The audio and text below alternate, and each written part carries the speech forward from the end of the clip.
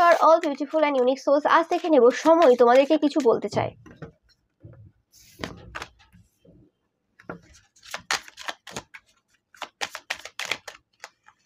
তোমরা এই সময় প্রচুর পরিমাণে প্রজাপতি দেখছো, তোমাদের জন্য এটা একটা সাইন, বা পদ্ম ফুল দেখছো,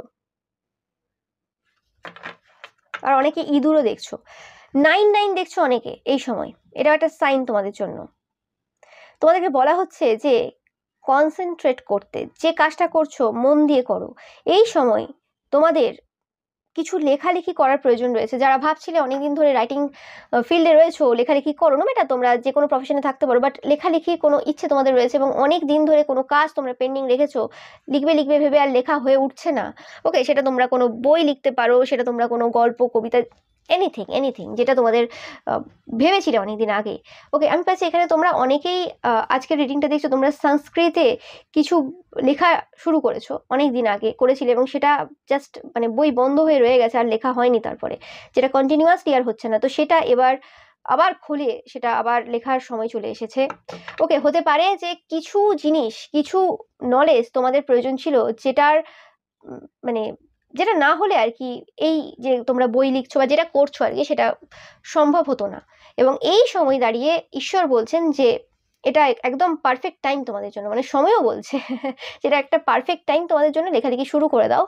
আমি ভাবছি যে এটা তোমাদের জন্য 2026 থেকে তোমরা অনেকেই শুরু করবে। এখন থেকে তোমরা চেষ্টা করবে, যখন তোমরা রিডিংটা পাচ্ছ, কিন্তু একদম 2026 থেকে তোমরা এটা কন্টিনিউয়াসলি করতে পারবে। মানে সেই যে কনসেন্ট্রেশনটা একটা বই লিখতে গেলে যে কনসেন্ট্রেশনটা প্রয়োজন হয়, সেই জিনিসটা কিন্তু তোমাদের আসছে।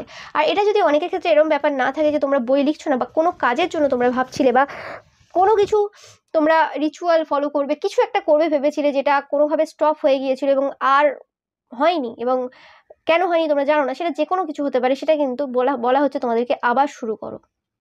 এবার তোমরা যে শুরু করবে, টিকে থাকবে, চেষ্টা করবে, এবার কিন্তু এটা কন্টিনিউয়াসলি হবে, এবার আর কোনো ব্রেক লাগবে না।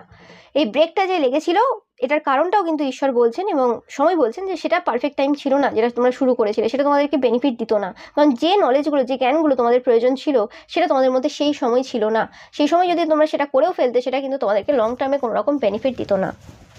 তো এটাই তোমাদেরকে কিন্তু এই সময় বলছে।